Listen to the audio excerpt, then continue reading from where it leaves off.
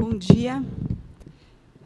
Nós vamos aproveitar o tempo que foi destinado para a discussão do saneamento para conversar um pouco sobre a importância do tema e sobre algumas questões que estão levando as ações do saneamento para um estado um pouco vulnerável. Então, a ideia é nós conversarmos informalmente, numa mesa, a gente vai se reunir aqui na mesa, as pessoas presentes, a maioria, já tem vocação para a área, e existem aqui muitas pessoas com bastante experiência em saneamento que podem fomentar um início de discussão para que a gente continue pensando como o Instituto de Engenharia do Paraná, como a Associação Brasileira de Engenharia Sanitária, como essas ONGs, como Engenheiros Sem Fronteiras, podem contribuir para que a questão de saneamento seja tratada com um norte mais definido. Então, eu convido para vir aqui à mesa para discussão o engenheiro Archegas, o engenheiro Cláudio, o engenheiro Urico e o engenheiro Eduardo Castro.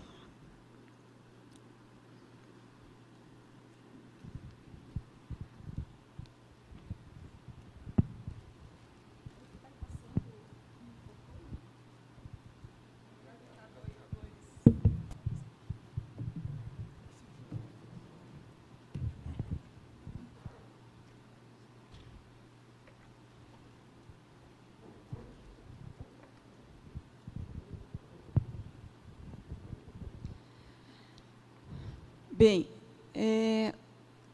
sobre o saneamento, nós temos discutido todas as segundas-feiras na Associação Brasileira de Engenharia Sanitária, Seção Paraná, aqui no prédio do Instituto de Engenharia, acontecem as reuniões da diretoria que discute os temas da demanda da época e, especialmente, sobre a organização de eventos. Gostaria que o Marco Archegas falasse rapidamente,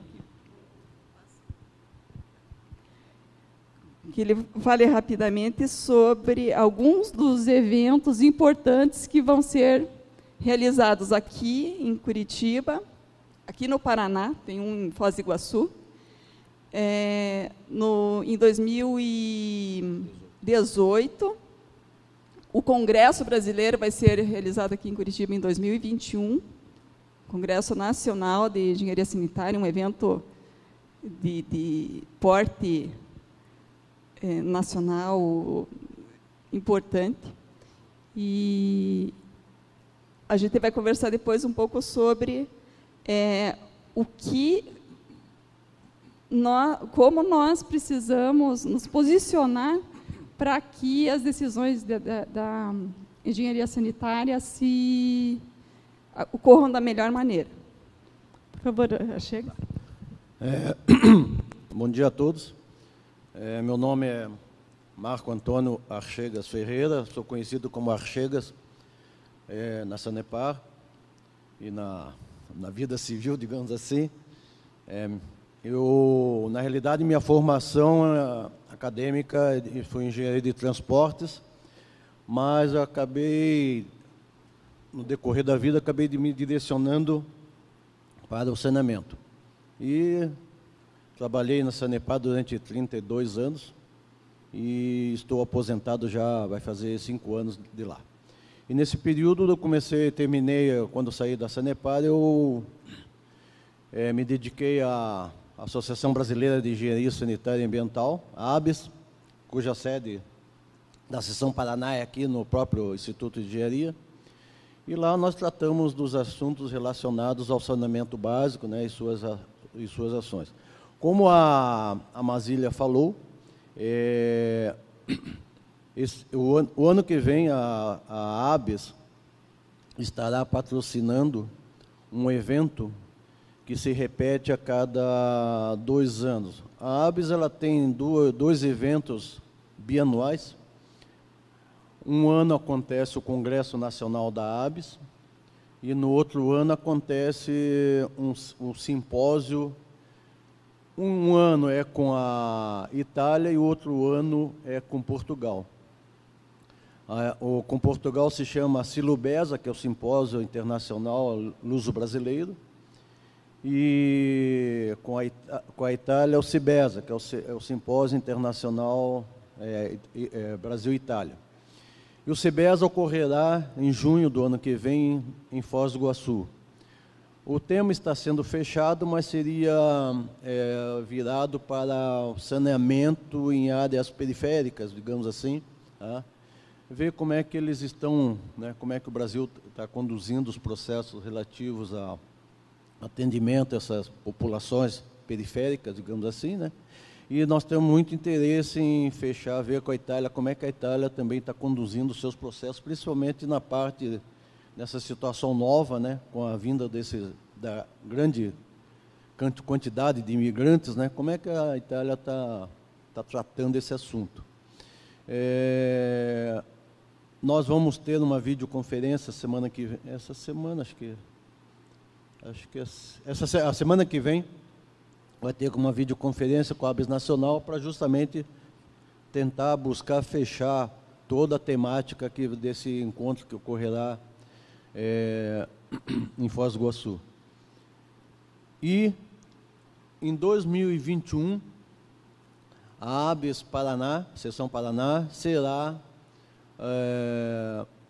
a hospedeira aqui em Curitiba receberá o 32º, né? Acho que é 31º Congresso Nacional da ABES. Ele ocorreu em São Paulo este ano, vai acontecer em Natal em 2019 e 2021 aqui em Curitiba. Também está começando a ser feitas tratativas, né? E sempre de buscar ser o melhor, como sempre se procura, né? O melhor congresso sobre saneamento do Brasil. Então, no momento, eu só queria dizer uma coisinha, voltando um pouco ao assunto. Pena que eu não pude assistir a palestra dos Engenheiros Sem Fronteiras, porque eu tinha um outro compromisso. Mas lá na Sanepar nós tivemos uma ação com os Engenheiros Sem Fronteiras. O Peter Chang, que é um engenheiro americano, nos procurou em 2007, mais ou menos, a mim pessoalmente, e nós fizemos uma parceria e construímos um reservatório apoiado na Ilha das Peças, lá no nosso litoral.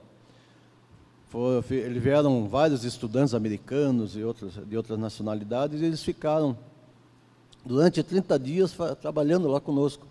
E nós demos todo o apoio logístico. A Sanepar forneceu toda a parte de material.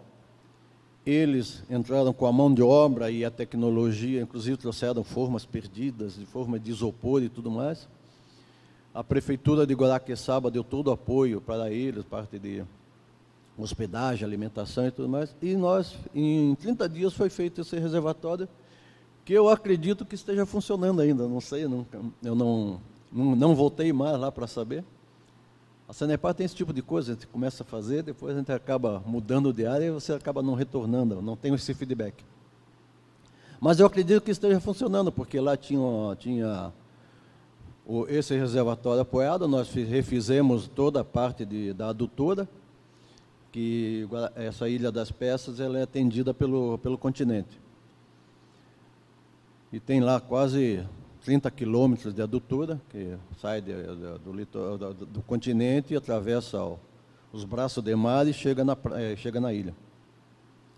E esse reservatório entrou em operação, tinha um tratamentozinho também, uma bomba dosadora, que também foi projeto deles, dos americanos, e deu certo, pelo menos naquela época estava funcionando direitinho. Mas foi uma experiência muito legal, muito boa, pena que não deu continuidade, né? Mas espero que tenhamos novas oportunidades futuramente. Ok? Obrigado.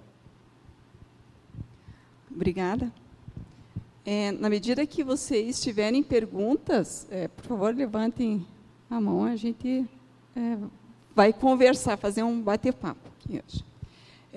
Uma coisa que eu gostaria de conduzir essa conversa para esse caminho é sobre... então, sabemos que a ABES é uma associação que é imparcial à política e que preza pelo bom saneamento. Então, o que se discute dentro da Associação Brasileira é o bom saneamento. O que se discute na Câmara Técnica de Saneamento do IEP é o bom saneamento, sem partido, sem parcialidade. E nós estamos nos deparando, ultimamente, com uma questão que talvez ela já seja... já tenha bastante tempo, é uma situação de falta de norte. Ontem, eu estava lendo uma reportagem de um blog chamado Juntos pela Água. Eles citam que o saneamento recebe verbas de 11 dos 22 ministérios. E não existe um ministério, não existe uma liderança no Brasil para organizar esses investimentos. Mesmo as diretrizes do saneamento são estabelecidas através de Conselho Nacional de Recursos Hídricos, Conselho Nacional de Meio Ambiente, e acaba-se que as diretrizes são pulverizadas. Várias entidades, existem legislações, né, federais, estaduais e municipais, e ainda é necessário estudar uma maneira de investir recursos em saneamento segundo critérios bem definidos. Então, nós gostaríamos de fazer uma reflexão pela experiência das pessoas que estão aqui.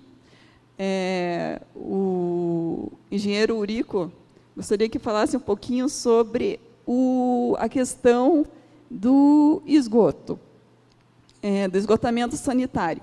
Então, o saneamento básico e ambiental hoje trata de água, esgoto, drenagem urbana e coleta e tratamento de lixo. Então, a questão da água, estamos caminhando para a universalização. Tem alguns autores que estimam que daqui a 70 anos nós vamos chegar lá. Então, a gente precisa ver as outras questões. Então, no mínimo, a universalização do acesso à água potável. E, na sequência, a coleta e tratamento de esgoto, a coleta e tratamento de lixo urbano e a drenagem pluvial. Então, na sequência, gostaria que o engenheiro Eurico falasse sobre a experiência que ele teve com o esgotamento sanitário. A visão, pode dar a visão sua no Paraná, o senhor é formado aqui no Paraná, né? E trabalhou na Bahia e no Espírito Santo. Bom dia a todos. Como a Marilis falou, eu me formei em Engenharia Civil na Universidade Federal do Paraná. Em 2008, eu tive um convite para trabalhar na Bahia, e de lá até recentemente eu fiquei Bahia, Minas e Espírito Santo. Na Bahia, eu tive envolvido em cerca de 40 cidades, onde em cada uma delas estava sendo implantado o sistema de esgotamento sanitário, pela Codevas, através do PAC 1, Então, teve um grande trabalho no sentido de sanear a bacia do Rio São Francisco, que é o principal rio do país, nascendo aqui mesmo no país. Então, a gente vê diferença, né, de uma cidade grande, que nem Curitiba, a uma cidade pequena que não tem uma infraestrutura mínima, que tem muita seca. E eu via que, naturalmente, as pessoas corriam atrás de água, eles conseguiam com rapidez, porque era fundamental. Agora, a preocupação com o esgotamento sanitário era muito pouco. Por isso que a Codevasf, na época, ela se esforçou muito em implantar o esgotamento sanitário em cada cidade, para despoluir os rios menores, os maiores, chegando até o Rio São Francisco. Então, esses sistemas lá eram feitos de forma simples, né, com a maioria das cidades era feita com lagoas de estabilização, com lagoa facultativa, anaeróbia facultativa e de estabilização, a rede de drenagem e as ligações. E a gente vê a importância disso aí, todos, porque acho que qualquer um já teve notícia ou conheceu rios de pequeno córregos, rios de pequeno porte, que há 15 anos atrás eram limpos e hoje são canais de esgotos. Então, a gente tem que dar muita ênfase a que seja feito esse tratamento de esgoto para manter o ambiente que a gente vive limpo e saneado. Então, eu também fui pego um pouco de surpresa aqui, né, que eu não sabia que eu ia falar, então, assim, eu não preparei um roteiro, nada, mas eu estou à disposição aqui para, eventualmente, a gente tirar uma dúvida, ou conversar, ou contar alguma informação maior dessa experiência que eu tive na Bahia, depois em Minas, e nos últimos 4 anos, até recentemente, no Espírito Santo. Então... Obrigada. Pois não? Deixa eu...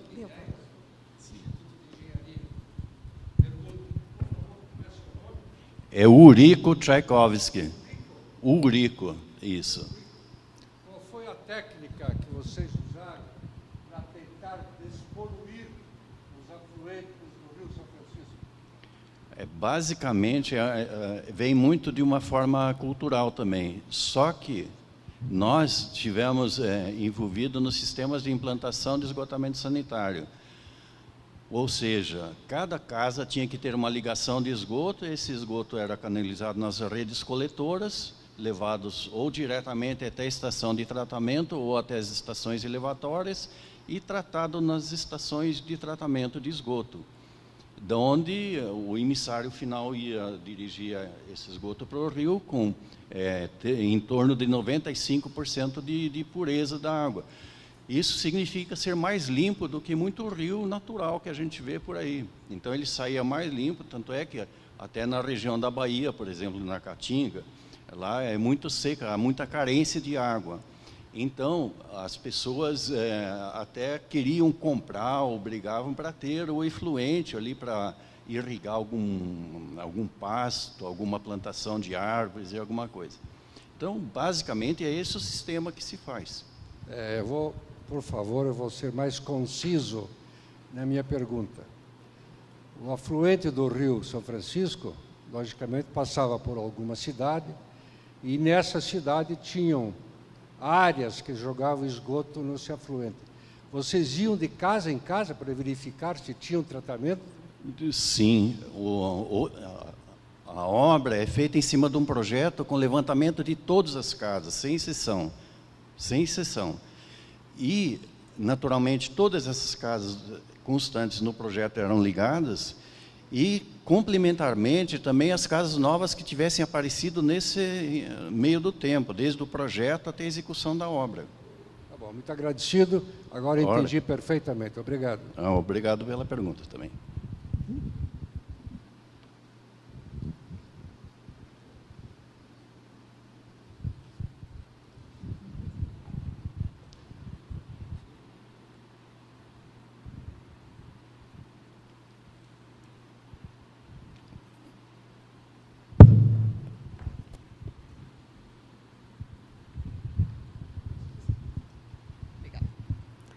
Obrigada.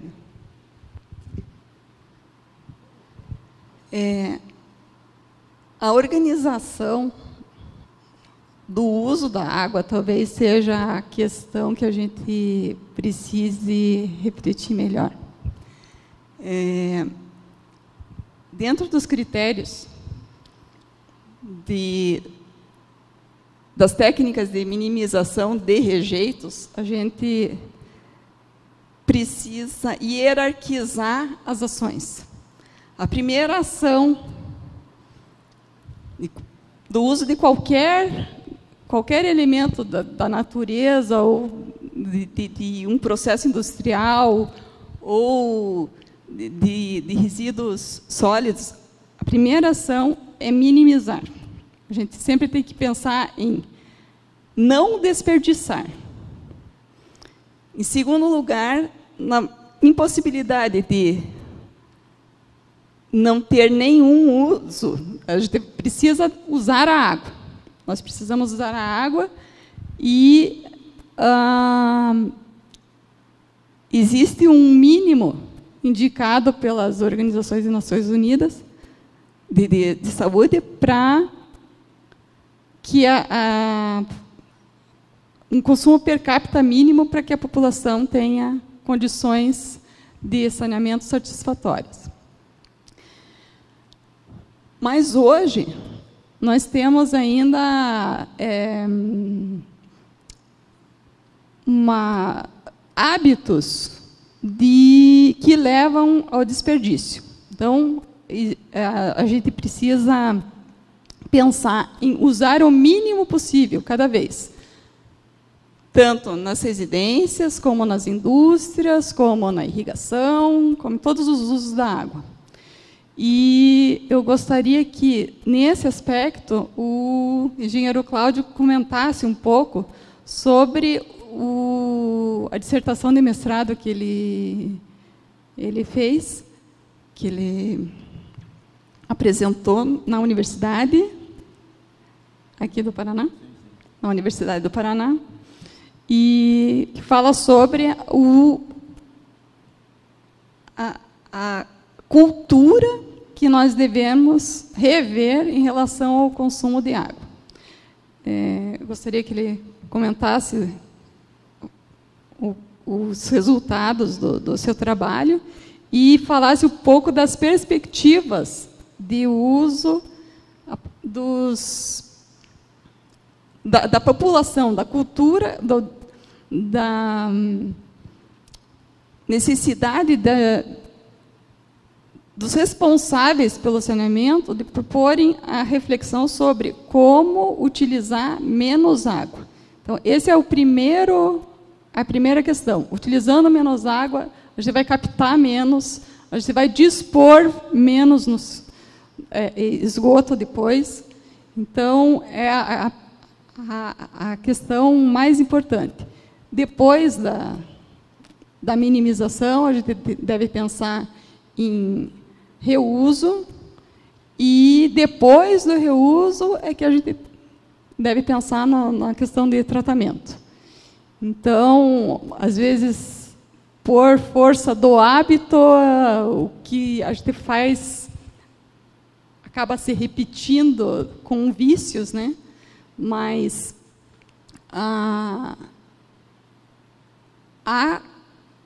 as pessoas, os profissionais de saneamento devem sempre estar atentos a o que deve ser feito e como conscientizar pessoas profissionais para que a água seja usada em menor quantidade. Por favor, engenheiro Cláudio. Bom dia a todos. Meu nome é Cláudio de Andrade Aguiar, sou engenheiro civil. Eu sou natural da Paraíba, nasci numa cidadezinha no município pequeno, vocês podem ver no Google, não é fácil de ver, chamada Aroeiras. E meu pai tinha propriedade lá. Depois fomos para Campina Grande, lá eu me formei em engenheiro civil. E essa vida lá, a gente vê o seguinte, é diferente daqui, porque lá não tem água. Entendeu? A água que você consegue para dar para o gado, por exemplo, quando chove, aí tem água doce para o gado para matar sua sede. Quando não, quando chega mais ou menos no mês de agosto, por aí, você tem que tirar água de poço. A água do poço é salgada. Então, eu me recordo que o primeiro dia, os animais ficavam urrando, porque eles não queriam beber. Entendeu? Depois um bebia, etc. e tal. E hoje continua. Não fica pensando que isso se resolveu. Então, a gente escuta aqui, não, tem que furar poço, tem que fazer isso, aquilo, outro. Não é assim também. Existe uma região que essa água é salgada e você escava e não acha, entendeu? Então, nessa propriedade nossa, há 2 anos atrás, escavamos 2 poços. Um deu 2.000 litros por hora, o outro 4. O de 2.000 litros suportou 1 ano. Entende? Então, eu fiz os cálculos pelo que consumia num dia, ele devia ter um bolsão lá de 500 metros cúbicos. Aí o outro, esse que deu 4.000, quando nós fomos fazer um levantamento agora, antes de botar ele em operação, ele já estava em 2.000. Entendeu? Então, é complicado. A cidade de Campina Grande tem 400 mil habitantes. O açude, que foi construído para abastecer, ele tinha capacidade de 570 milhões de metros cúbicos. Ele estava com 10%, chegou a 7%, e foi aquele desespero para trazer água da transposição. Aí toda a política brasileira aí se juntaram e conseguiram botar bomba, etc., mesmo precário, porque aquela obra lá, no meu conceito, não foi feito assim um projeto bem adequado, não é? Então chegou a água. E essa água, ele fica a 180 quilômetros, ele enche um açude, a partir daí ele entra dentro do Rio Paraíba e vai para o Boqueirão. Isso está a 180 quilômetros, 170. Aí, no dia, em março, houve a inauguração lá da água, mas ela demorou a chegar a Campina Grande. E quando foi agora em junho, julho, começou a juntar água e o açude chegou a 9%, e a empresa de saneamento, eu não sei se por questões financeiras, que precisava vender água ou política, liberou o racionamento, porque o racionamento lá era 2 dias. Chegava na quinta-feira, ia embora na sexta de noite.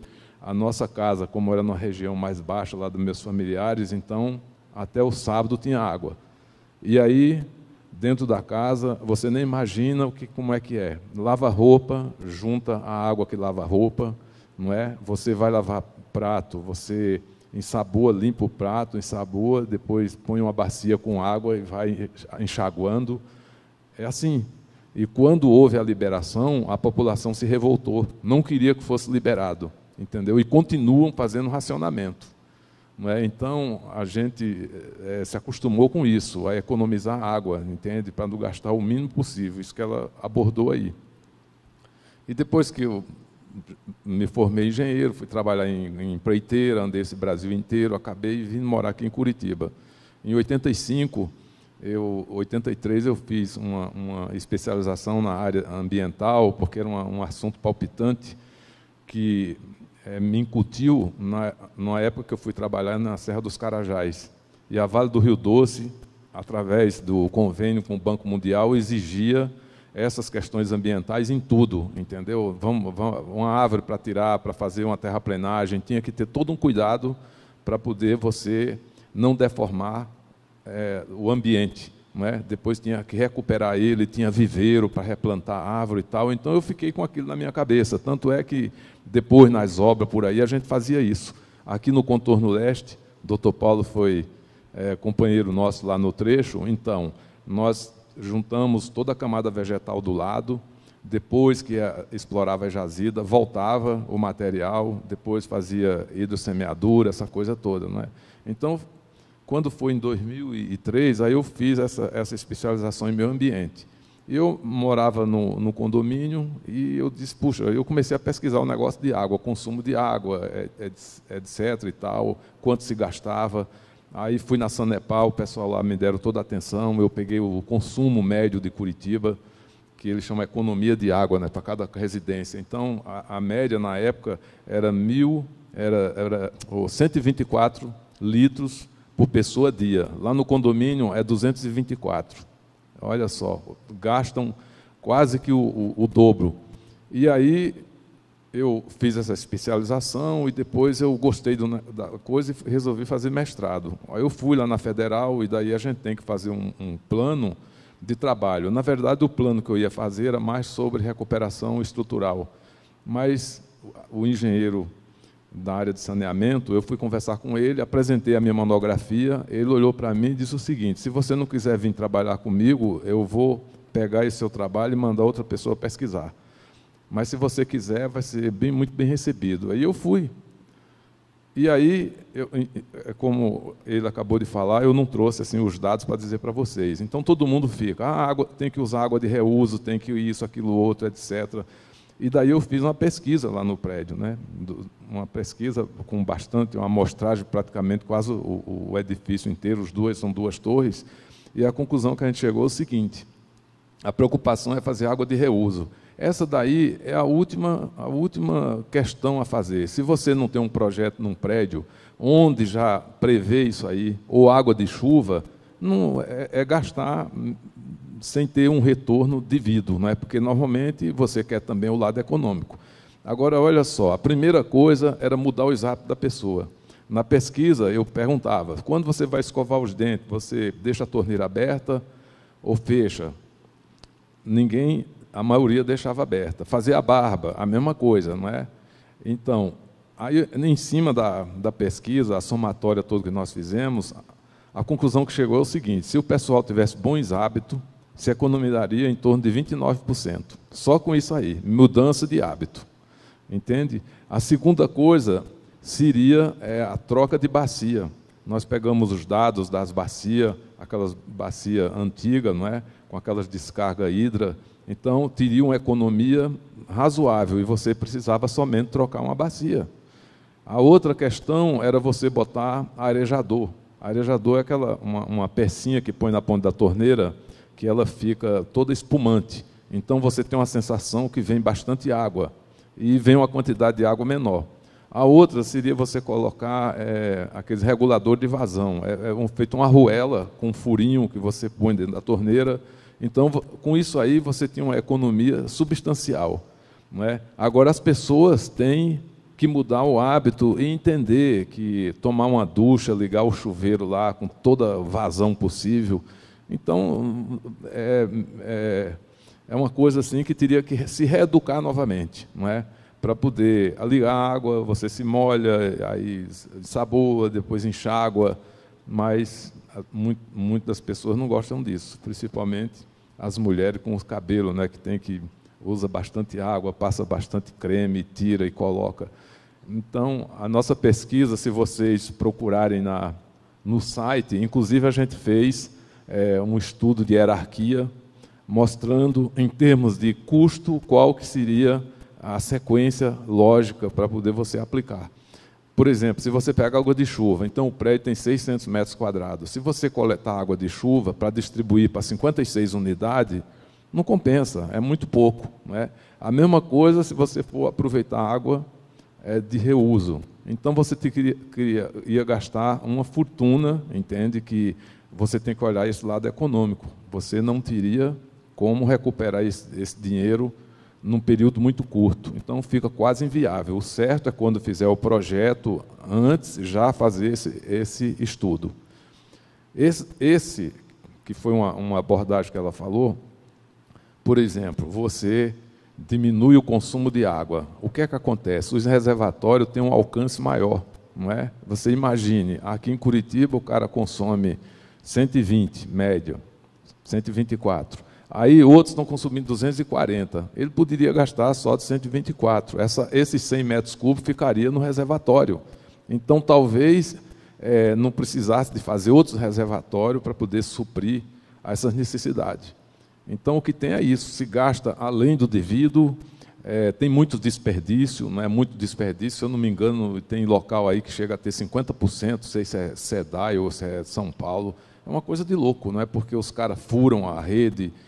Então, nessa área ambiental, o pessoal, esse termo assim, conscientizar, ele é pouco usado, usa muito assim, sensibilizar. As pessoas têm que estar sensibilizadas. Olho o sinal de trânsito, está vermelho, eu não vou passar. Se eu tiver consciente, não tem ninguém olhando, eu furo o sinal e vou. Agora, se o cara estiver sensibilizado nisso, com certeza ele vai usar o ambiente de uma outra forma. Por exemplo, eu chego lá em casa e ponho água para fazer café, né? Aí depois, mais tarde, vai pegar água para fazer café de novo. Aí tem um resto de água dentro. Aquela água já foi fervida, você usa, joga fora, o que é que você faz, entende? Então, é uma pequena coisa, mas a gente tem que ter...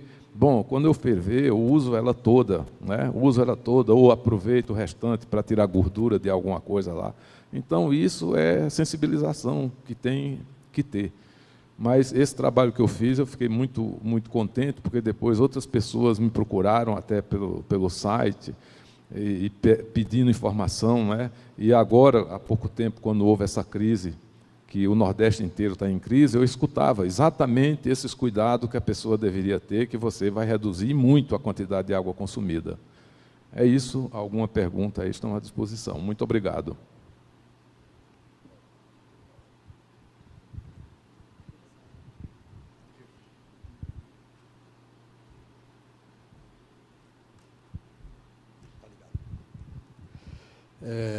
Nós já identificamos. Cláudio, por favor, divida o teu conhecimento com todos nós. Mande para um e-mail para o Instituto de Engenharia, para o Banco de Ideias, essas 3 ou 4 significativos tipos de consumo que nós podemos fazer nos nossos apartamentos. Nós vamos dividir o teu conhecimento com todo mundo. Está certo? Muito obrigado.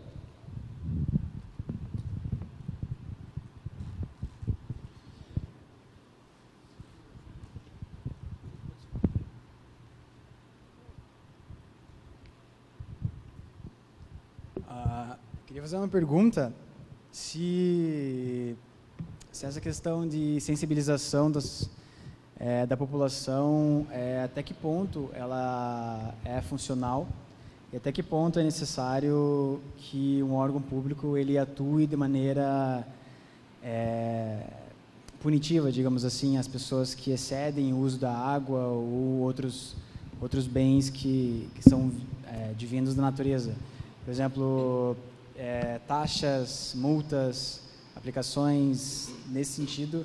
Até que ponto é viável você sensibilizar, você fazer essa educação, mas até que ponto também é bacana existir essas multas, visto outros países no mundo que existem essa aplicação e ela, de fato, ela é efetiva nessa educação ambiental.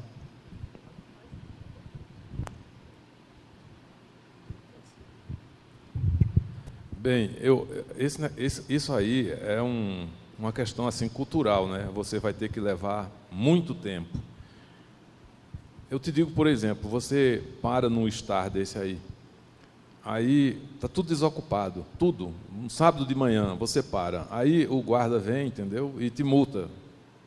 Você não tinha o cartão, não tinha onde comprar, foi lá no prédio na frente. Aí quando você volta, você fica chateado, né? Diz, putz, me ferraram, pagaram uma multa aí. Aí a confusão para poder você reverter essa multa. Mas a pessoa também tinha que ter a consciência, não é? Que ele está sujeito àquilo lá.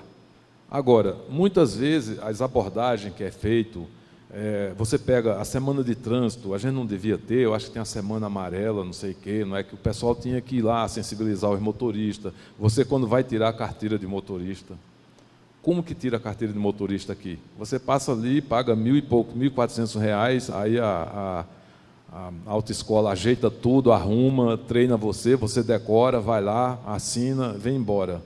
É suficiente? Entendeu? Eu acho que tinha que ter um treinamento maior para sensibilizar a pessoa na hora de tirar uma carteira de motorista. O consumo de água nos colégios, inclusive, hoje já está existindo. E eu vou te dar um exemplo aqui de Curitiba, né, que foi o exemplo da coleta de lixo, separe o lixo, que foi um programa que fizeram nas escolas. Então, hoje a gente conhece um curitibano porque o cara pega uma bala e ele não tem onde jogar o papel, ele fica com ele na mão procurando, às vezes vai e coloca no bolso. O que é isso? Isso é uma sensibilização.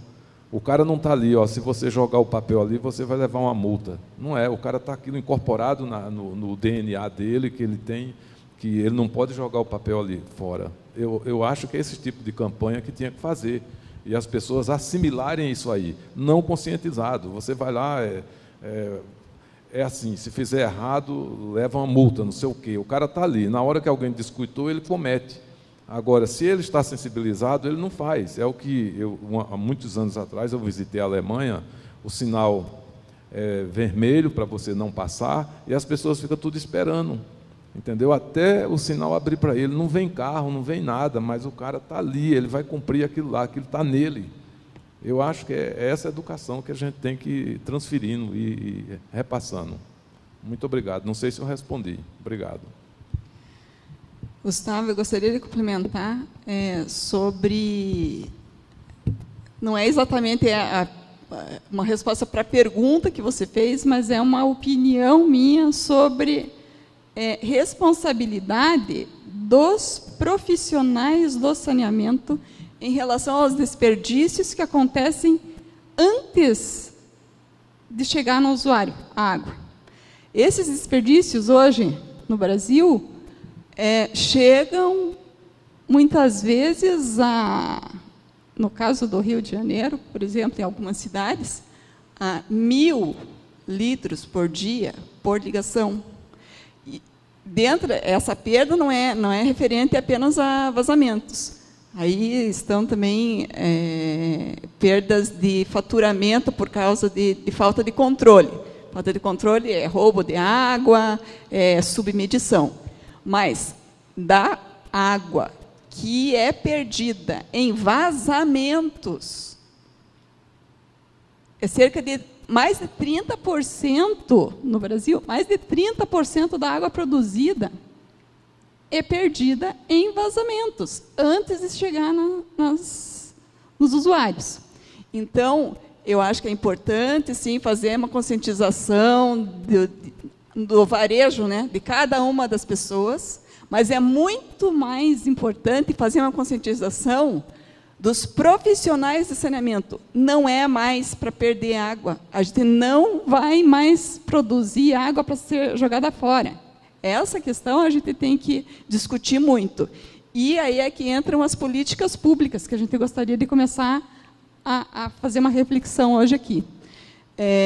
Existem hoje algumas agências reguladoras. As agências reguladoras são aquelas que devem cobrar dos prestadores de serviço um serviço de qualidade. Então, quem é que é o titular? Vocês têm ideia de quem é o titular do serviço de saneamento? Quem é o dono do serviço de saneamento? São as prefeituras municipais. As prefeituras municipais são as responsáveis pelo saneamento na sua cidade. Elas concedem a prestação de serviço a outras empresas, ou montam sua própria autarquia, ou concedem através de licitação a empresas privadas, ou passam para concessionárias de economia mista, como é o caso da Sanepar. Mas quem é que cobra a questão da eficiência desses prestadores de serviço hoje? Infelizmente, as prefeituras não têm pessoal para discutir quesitos técnicos e ambientais, né, do saneamento, quer seja o abastecimento público de água, quer seja a coleta e tratamento de esgoto, que são poluidores. O tratamento, o esgoto jogado no rio é um poluidor. A companhia de saneamento ela vai procurar fazer o melhor tratamento possível para enviar o mínimo possível de poluição para o rio. Mas existe a questão da ineficiência que pode comprometer a qualidade de mananciais. Um receptor de efluente num ponto pode ser o mesmo manancial em outro ponto. Então, o que está faltando hoje é a organização do uso da água. Eu digo que está muito bagunçado tudo, e o dono, o titular, não está atento para a sua responsabilidade. E está delegando essa responsabilidade, está ou delegando ou deixando. Não está cobrando nada de quem está à frente do serviço de saneamento. Tem mais uma perguntinha? Eu só vou complementar, com licença, aí eu passo para o senhor. Fazer um comentário. Eu vejo que muitas vezes essa falta ou essa ausência de uma atuação completa de um órgão público, que no caso ele é o responsável, né, pela parte de saneamento, enfim, ela é complementada por organizações sociais que tentam, de uma certa forma, fechar, né, tampar esses buracos que existem na sociedade. Por exemplo, existe o Observatório Social do Brasil, onde ele auxilia os órgãos públicos com relação à fiscalização de compras públicas. Então, onde um tema mais relacionado à corrupção, onde você compra, onde você abre uma licitação para fazer uma compra pública, e muitas vezes é nessa transição que existe o superfaturamento das compras, né? Seja ela desde um sabonete, um papel higiênico até carros e obras, é onde existe essa ausência de uma fiscalização e onde se originou um pessoal. Então, o pessoal se sentiu motivado a fechar esse buraco. Eu imagino que, dessa mesma forma, na parte da engenharia, na parte do saneamento, existem esses gargalos, existem essa ausência de fiscalização técnica, porque não de um engenheiro, e que muito bem o povo, esse conglomerado de pessoas técnicas, poderia muito bem se unir e fiscalizar, de fato, enfim, esse problema que é da sociedade, né? Como você bem apontou, são quase 1.000 litros por dia que são vazados. Então, eu vejo que a gente poderia não só cobrar dos órgãos públicos a eficácia no seu trabalho, mas como nós nos mobilizarmos com isso, né? Existem ferramentas, existem meios de atuação, como o advocacy, que é um meio da parte jurídica e legal que você reivindica aquilo que você acha certo. Então, eu vejo que, por exemplo, o Instituto de Engenharia, eles seriam um bom palco para ver essa mobilização, entende? De técnicos que se preocupam, que têm uma larga experiência, são renomados no mercado por causa disso, mas que poderiam trabalhar, né, em prol desse favorecimento aí da sociedade.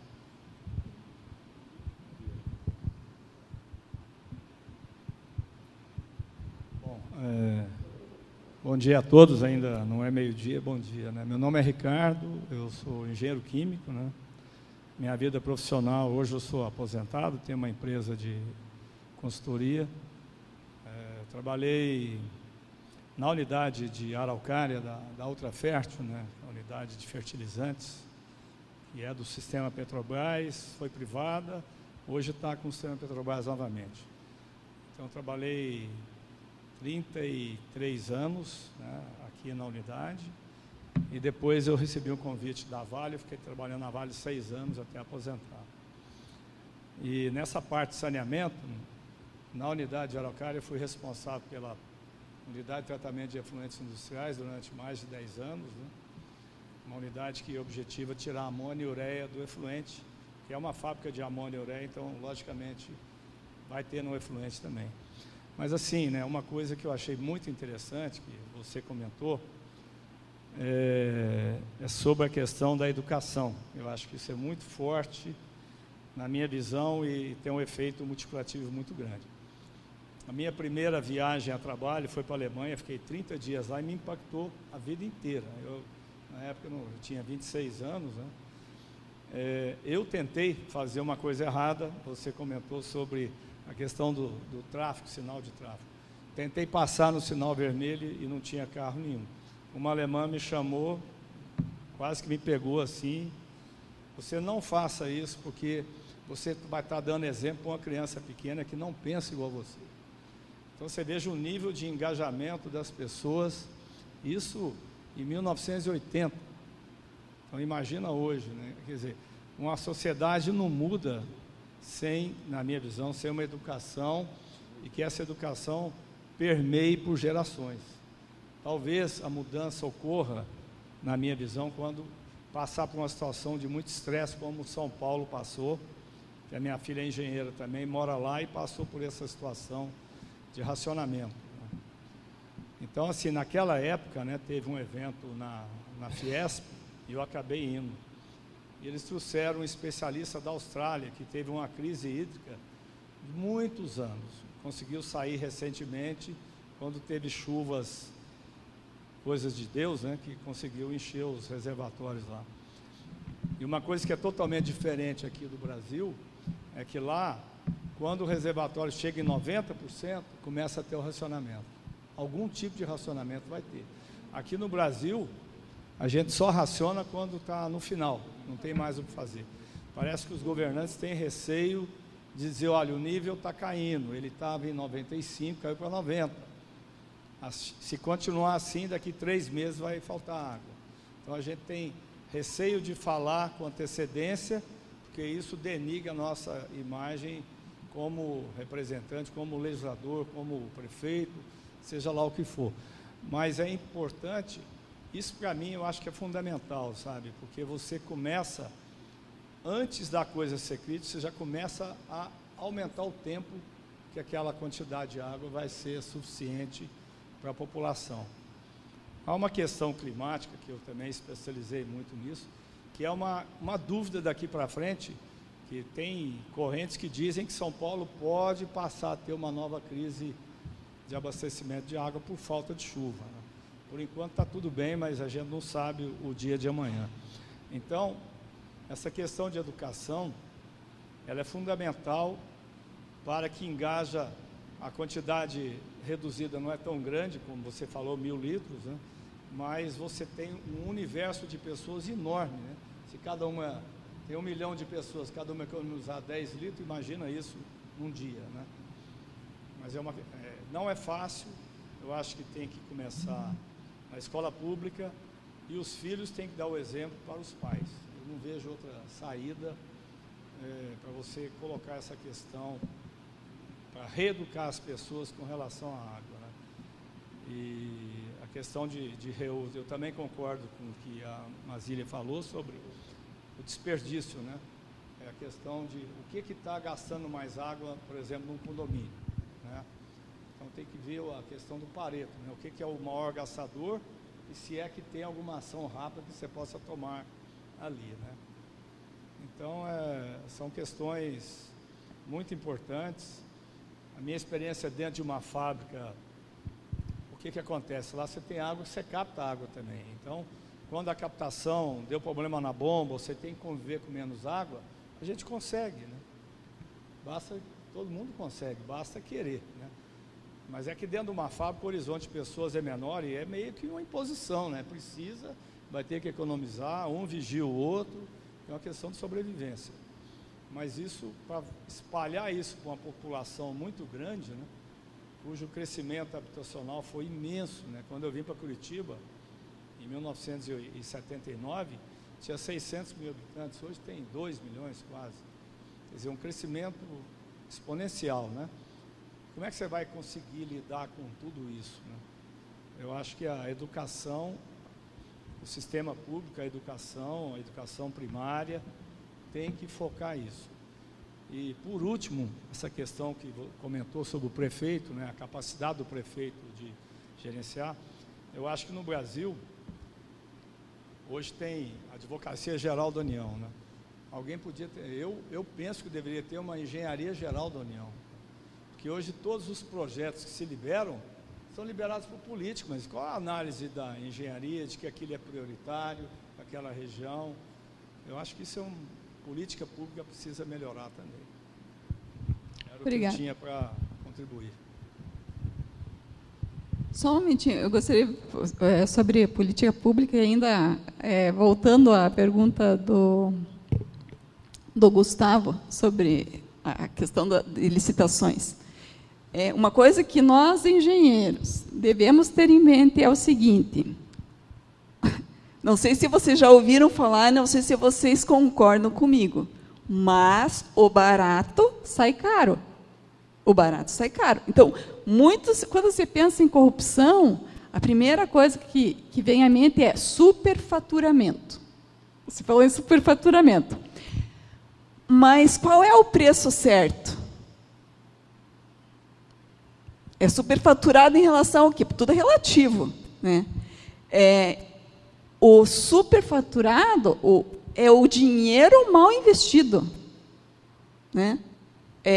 Colocar dinheiro público no que não é necessário. Isso é problema. Agora, colocar dinheiro onde a gente precisa e colocar um dinheiro para fazer algo de qualidade é diferente. Porque existe um engenheiro pode fazer uma casa, e pode fazer uma casa, né? Uma casa é um objeto. Então, esse objeto que é a questão, ponto, na minha opinião, nas licitações. O que o contratante, o que o poder público deseja no momento de fazer uma licitação? Ele tem que explicitar muito bem para que aquele dinheiro que ele tem empenhado para fazer aquilo não seja desperdiçado. Se o objeto não for muito bem descrito e se o acompanhamento do contrato não for muito bem feito, o recurso vai se perder. Ou vai ser parcialmente perdido. Existe um recurso para fazer uma estação de tratamento de esgoto, por exemplo, ela vai ter que dar o resultado, ela vai ter que ter uma eficiência. Não adianta se colocar dinheiro num tratamento de esgoto que vai dar uma eficiência baixa. E a estação de tratamento barata é praticamente certo que não vai ter uma eficiência boa, né, Archegas? Então, a gente tem que pensar não em economizar recursos financeiros, recursos humanos, né? Recursos hídricos. A gente tem que organizar, a gente tem que usar bem os recursos, né? Então, é uma ideia que a gente está debatendo na Câmara Técnica de Saneamento. A semana passada teve um evento aqui, inclusive, para falar sobre licitações, porque a licitação é um processo que vai permitir que o poder público adquira, gaste os seus recursos de maneira adequada. Então, se o processo licitatório não for bem montado, não for bem elaborado, a tendência é que o recurso seja mal utilizado. Tá?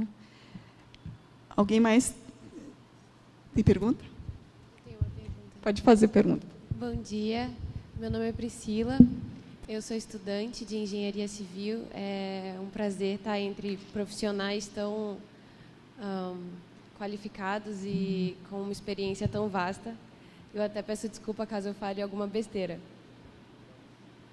Me veio um mito na cabeça enquanto eu ouvia vocês falando, que a proporção do consumo da indústria comparado com a proporção do consumo da população, o consumo da população é ínfimo comparado à indústria.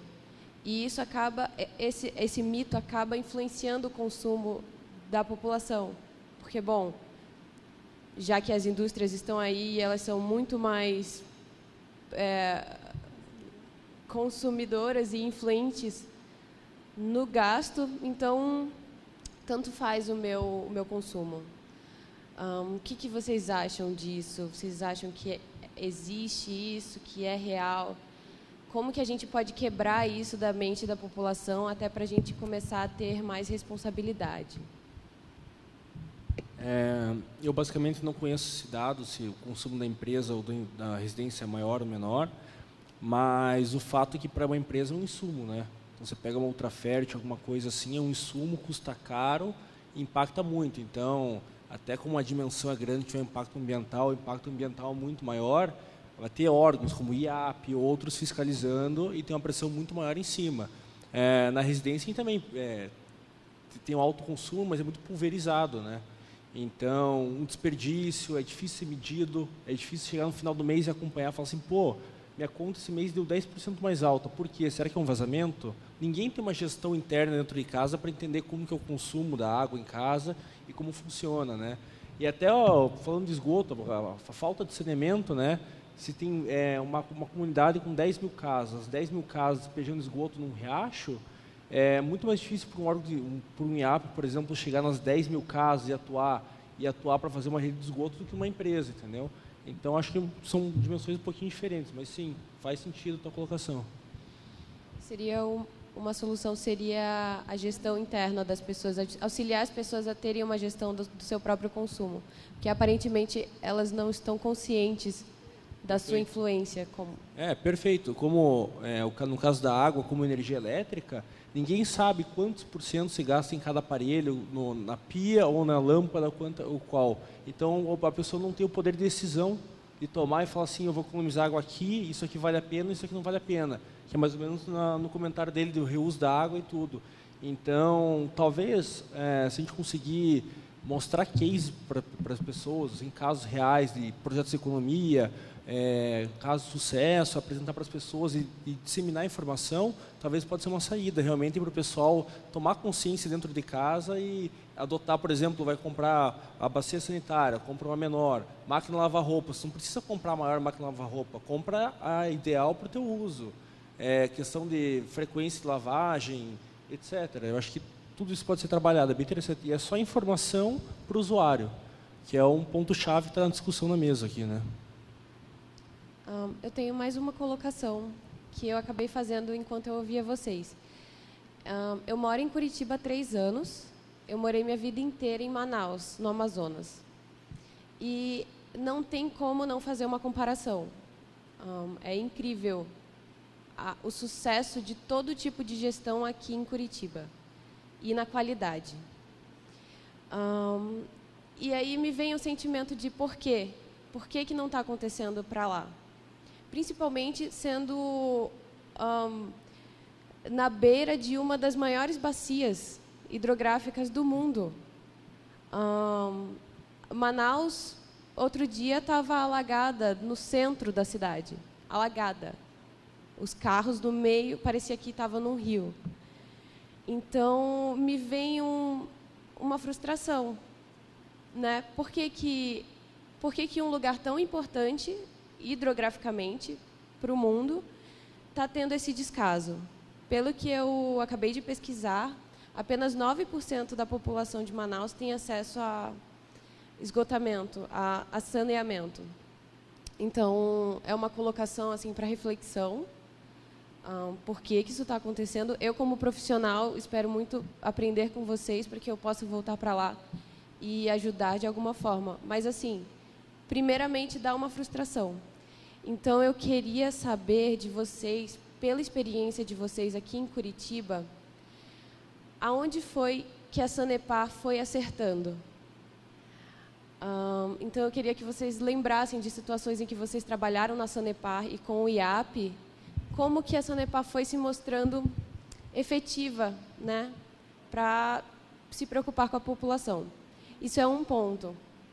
O outro ponto que eu queria colocar, que eu queria comentar, era sobre o consumo e a educação da população. Me veio na cabeça, quando teve a crise em São Paulo, viralizou um vídeo de um jovenzinho na beira de uma pia. A pia estava sem a torneira. A água estava vazando direto, saindo direto do cano. E o jovenzinho gritava, aqui é Acre. Como se estivesse se achando.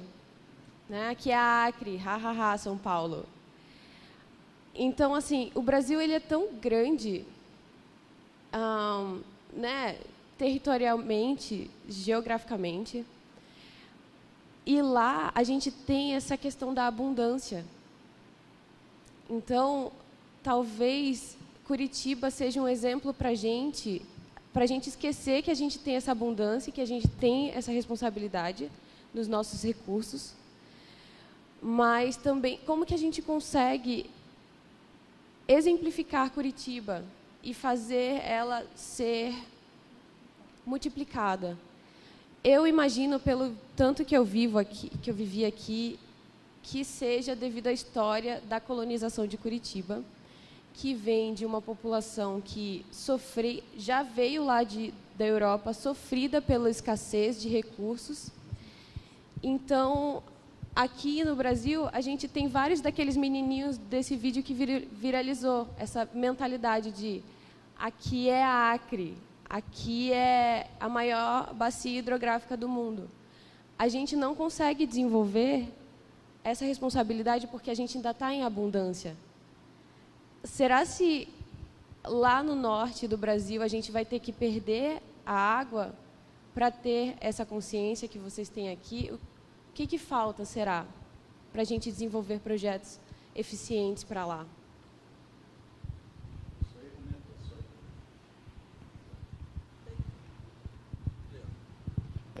Eu só ia comentar sobre o fato de num lugar ter muita fartura de água, no outro lugar, como a gente comentou agora há pouco, ter pouca água, muito pouca água, e em Curitiba tem água suficiente para todo mundo. A diferença básica é na educação das pessoas. Eu acho que a maior pobreza que existe é a falta de conhecimento. Então, num lugar como em Curitiba, a Sanepar, os órgãos públicos, eles conseguiram desenvolver muito melhor do que em Manaus, por exemplo. Eu conheço Manaus, conheço a tua cidade, e é um trabalho de gestão pública, basicamente. E isso não acontece de um instante para o outro, é gradativo, com o passar do tempo, sempre trabalhando em cima, você consegue fazer isso. E sobre as indústrias que se falou antes, que tinham um consumo alto em relação das pessoas, na verdade, a população ela tem um consumo alto. Só que uma indústria ela tem uma administração própria, então ela paga caro pela água que ela gasta, aí ela cuida. E a população ela tem que ser educada porque ela acha barata a água que ela consome. Então, se ela paga 10 a mais por mês, ela não se preocupa, né, numa casa. E isso que tem que ser corrigido, tem que ter uma consciência geral de economia de água. Eu vou pedir para o engenheiro Archegas comentar um pouquinho sobre a questão do saneamento no Paraná. Ele trabalhou desde muito tempo atrás na Sanepar. Posso fazer um adendo só à pergunta dela? Pois não. Só concluindo. Eu acho que a tua comparação de Curitiba e Manaus é interessante e eu acho que é um pouquinho cultural. Eu conheço pouco Manaus, fiquei 4 a 5 dias lá, mas eu acho que o fator cultural influencia um pouco. Mas tem uma coisa que eu estava discutindo antes aqui que é muito fato, sabe? O brasileiro é muito imediatista. Então, uma obra de saneamento demora muito tempo para ficar pronta. É muito planejamento, é muito recurso, muita energia, é muita dor de cabeça.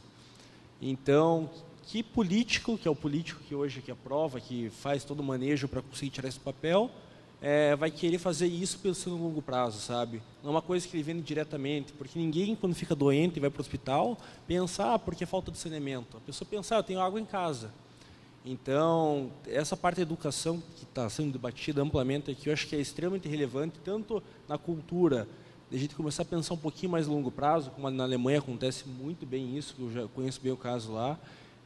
Para de pensar dentro dos 4 anos, como os políticos que ficam pensando também em 4 anos só e fica nessa limitação, como até para de ser egoísta, né? Você vê que tem sobra de água e fazer piada com quem não tem água, sabe? É um contrassenso, aquela coisa de se o reservatório está 90% e fazer racionamento, todo mundo tem que pensar que a água é um bem coletivo. E a pessoa pensa, não, eu tenho água na minha casa e o outro que se vire, porque não é no meu calo está doendo, sabe? Então, acho que tudo está girando em volta da educação, mas é mais ou menos por aí, sabe? Tem solução. Demora um pouquinho, é só a gente acreditar, ter fé, que vai chegar lá. Então, voltando ao engenheiro Archegas, ele foi pioneiro do Engenheiros Sem Fronteiras, hein? Trabalhou no projeto Rondon antes de entrar na Sanepar. Então, vai ter história para te contar ainda, Eduardo, sobre essa experiência. Sobre o projeto, uma coisa que eu queria fazer um link dessa questão de ele ter começado jovem nessas causas sociais e o ambiente de trabalho. A Sanepar, o Marco vai contar, é uma família.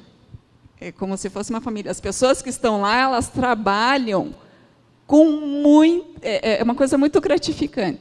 E eu acho que o resultado que hoje ela tem para mostrar como exemplo para o resto do Brasil vem da atitude de cada um dos saneparianos que começaram o trabalho lá atrás. A Sanepar é uma empresa que tem 50 anos, pouco mais já. E voltando um pouco atrás no tempo, antigamente, os sistemas de abastecimento de água e coleta de tratamento de esgotos, como a Mazília comentou, foi naquela época e hoje ainda é obrigação das prefeituras municipais. Na década de 70, o Brasil criou o chamado PRANASA, Plano Nacional de Saneamento, em que as prefeituras tiveram que passar os seus sistemas de água e os pouquíssimos de esgoto que haviam para as companhias estaduais de saneamento, que foi a única maneira que o Brasil, que o governo federal imaginou de repassar recursos federais, onerosos ou não onerosos, para a construção e a implantação e operação dos sistemas de tratamento de água e de esgoto. E assim foi durante muitos e muitos anos. A Sanepar, ela foi criada, então tinha poucas concessões na época, e hoje a Sanepar dos estados, dos municípios paranaenses, nós devemos ter, quanto hoje temos? 394, talvez? Acho que é o mesmo que da Copel, né? Em torno de 300, eram 366, deve estar em torno de 380 municípios que a Sanepar hoje opera. Foi um trabalho difícil, trabalho longo, trabalho pesado, mas a Sanepar se preparou para isso. Se preparou tanto que ela, eu acredito, que ainda é considerada a melhor empresa de saneamento do Brasil. Na minha época, que eu estava trabalhando lá, os treinamentos eram constantes, a busca da excelência na qualidade dos serviços sempre foi uma orientação que nós sempre buscamos. E o meu ápice, digamos assim, da minha vida profissional, foi quando eu prestei consultoria no Uruguai durante 4 anos. A Sanepar foi escolhida pelo Banco Mundial para fazer uma modificação institucional na empresa, na OSE, Obra Sanitária do Estado, que é a Sanepar do Uruguai. E durante 4 anos, nós estivemos atuando lá, modificando os processos, implantando processos, fazendo modificações institucionais, inclusive nessa empresa. E eu, assim, nessa parte assim, de desenvolvimento institucional, da consolidação de tudo aquilo que nós buscamos, na qualidade dos trabalhos e tudo mais, eu acho que foi o meu ápice foi lá. Foi em 91 a 94, foi um trabalho maravilhoso e, graças a nós conseguimos esse trabalho, graças a esse reconhecimento que o Banco Mundial teve com a Sanepar. E esse aspecto ainda hoje existe. Eu acredito que talvez a Sabesp, em alguns casos, A Copasa de Minas Gerais, em algumas coisas, é melhor do que a Sanepar. Mas acho que no trabalho como um todo, a Sanepar ainda é a melhor empresa de saneamento. Por isso que você vê em Curitiba aqui, né, essa condição tão diferente de Manaus. Por que que é? Já foi, muita coisa foi falado. Mas aqui nós buscamos prestar o melhor serviço à sociedade. O Paraná deve ter o que? 98%, 99% da população abastecida com água. Quanto? Praticamente. É que não dá para dizer que é 100%, porque sempre tem um crescimento vegetativo, então sempre tem um resquício. Apesar de tudo isso, o Paraná é castigado pelo governo federal, porque nós dificilmente, na área de saneamento, por incrível que pareça, a gente consegue recursos a fundo perdido. O Brasil todo, eu me lembro na época que eu trabalhava na parte de coordenação de programas, nós fazíamos nossos planejamentos, vinham os recursos federais, e o Paraná sempre pagando, tendo que pagar os empréstimos que vinham. Então, mesmo com essa característica de não ter muitos recursos a fundo perdido, hoje é o padrão de qualidade. Nós temos quanto? 70% talvez do esgoto coletado? 60%? Por aí no Paraná todo. 80%, 60%, 70% o esgoto coletado e tratado. Olha, esse padrão é padrão de, não vou dizer de Europa, Estados Unidos, mas é padrão assim muito elevado. Então, nesses 30 e poucos anos que nós trabalhamos, que eu trabalhei na Sanepar, existe um micro-universo que se chama saneamento rural. O que é o saneamento rural? O saneamento rural é o atendimento dessas populações esparsas os pequenos distritos, as pequenas vilas, os patrimônios. E no Paraná tem muito disso aí. Nós tínhamos alocado aqui em torno de 2.000 localidades que podiam chamar assim de patrimônio, de pequenas localidades, vilas rurais e tudo mais, em torno de 40, 50, 100, 150 pessoas morando, né, nessas localidades espalhadas. E a Sanepar tem uma unidade que sempre trabalhou, desde a década de 80, se dedica a levar água para essa população, água de qualidade. Através do quê? Através da perfuração de poços, através da coleta de através da captação de água em minas, açudes, pequenas barragens. Então, esse trabalho é um trabalho de pessoas tão dedicadas a isso, que depois podemos projetar para o resto da empresa, aonde você vai lá, busca um poço, busca uma mina, faz o trabalho da captação dessa água, e também, que é muito importante, é a educação socioambiental dessa população que vai ser atendida, a ela utilizar essa água da melhor maneira possível, e sempre com a característica de água destinada para abastecimento humano. Somente não é para água nem para agricultura, nem para pecuária, a água para a pessoa. Esse programa é tão bonito, eu trabalhei com ele durante 5 anos, mas é tão bonito isso aí, de você ver a satisfação dessa população aí no interior que não tem acesso à água.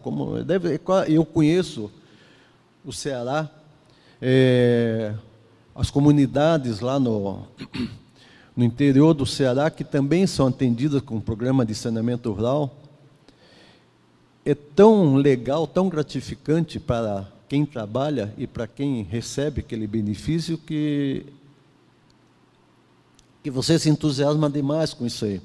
E esse trabalho que é feito com essas poucas pessoas que trabalham no saneamento rural, que são poucas mesmo, e se projeta para o resto da empresa.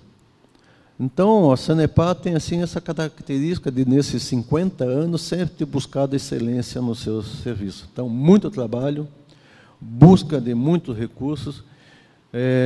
Quanto que nós devemos estar aplicando por ano? 400 milhões, 300 milhões de reais. Não nesses 2 últimos anos, mas até há uns 4, 5 anos atrás, a Sanepar sempre 300, 400 milhões de reais de investimento no implantação de novos sistemas ou então de melhorias operacionais e tudo mais. O que mais que eu poderia dizer? Nossa vida dentro da Sanepar foi essa. Então, hoje... persistência, né? Na buscar manter a qualidade do ofertado.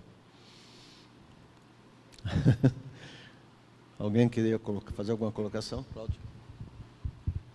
Viu, só complementando aí o que ele falou, se você for comparar o Paraná com Manaus, eu acho até que o Paraná ainda é adolescente, porque se você for lá na Cosama, não é? Lá na Ponta Negra, existe eu acho que um dos primeiros bombeamentos de água, de saneamento, eu vi lá, tinha uns motores a vapor. Eu acho que isso é coisa do século XIX, na época do ciclo da borracha, quando construíram o Teatro Amazonas.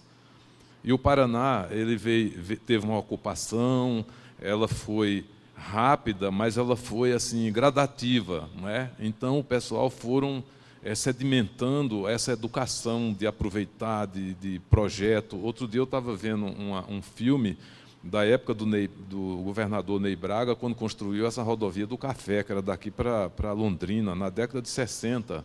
Então, é uma coisa assim, meio que atual. E lá, você vai ver que o pessoal já tinha esse conceito de abastecimento, só que, se você levar em conta, que aí vai dar um desconto. Quando criaram a Zona Franca de Manaus, aí foi gente do Brasil inteiro, de todos os conhecimentos, todas as culturas diferentes, o que não aconteceu aqui no Paraná. Manaus tem 300 indústrias. Isso chegou assim, de repente, consumindo, em 1990, a construtora que eu trabalhava, ela era consorciada com a Andrade Gutierrez, construindo uma ampliação do sistema, porque não dava conta, entendeu? Aquele antigo já não dava conta disso aí. Então, por favor, você voltando a Manaus, faz uma pesquisada lá, que tu vai ver que houve isso. Manaus houve um crescimento assim assustador, entendeu? Saiu de 1.000 pessoas, milhares, né, para milhões, num espaço de tempo muito curto. E aí não teve como você acompanhar isso também, entendeu? Tem um desconto para isso aí. Muito obrigado. Bom, no dia 14 de dezembro agora, nós vamos fazer uma tarde de saneamento aqui no Instituto de Engenharia, neste mesmo lugar. E a palestra que estava agendada para acontecer às 10h30 de hoje vai ser às 14 horas do dia 14. E, na sequência, acredito que, aproveitando a tarde de saneamento, a Associação Brasileira virá fazer uma participação também. Então, agradecemos a todos a sua presença e espero que, como improvisado, a gente tenha contribuído de alguma maneira para vocês se esclarecerem, né, sobre o saneamento. O Eduardo gostaria de dar mais uma palavra.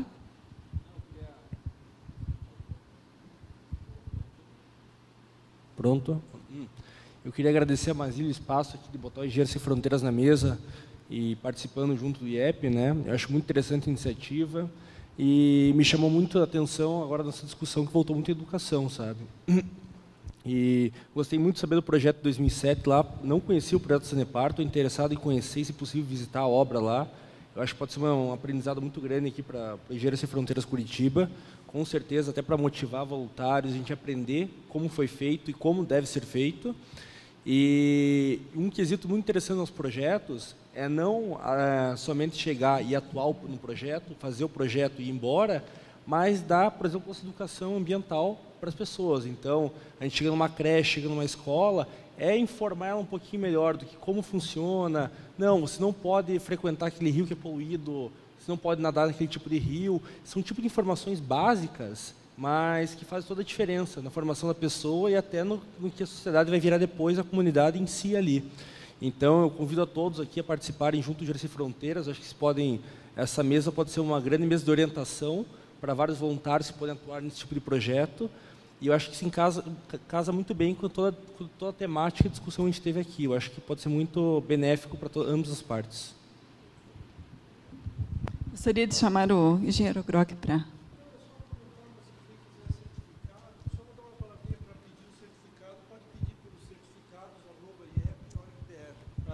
Oi, dá licença.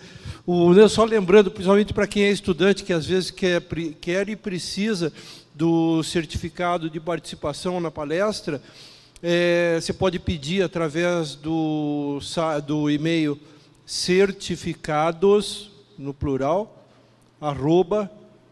@iep.org.br.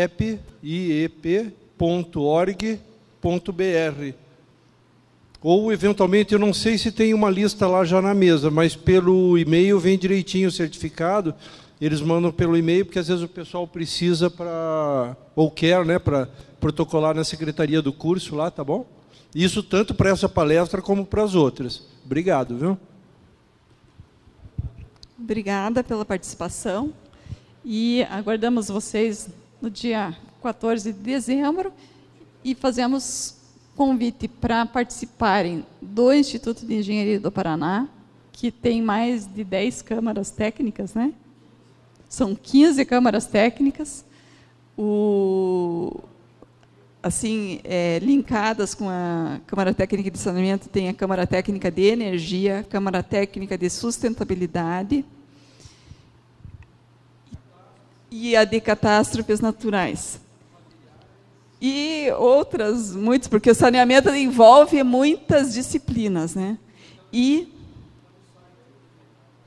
gostaria de convidá-los também a conhecer o site da Associação Brasileira de Engenharia Sanitária, que tem ações voltadas para os jovens. Como é o nome? É o JPS, o Jovem Profissional do Saneamento. Então, gostaria...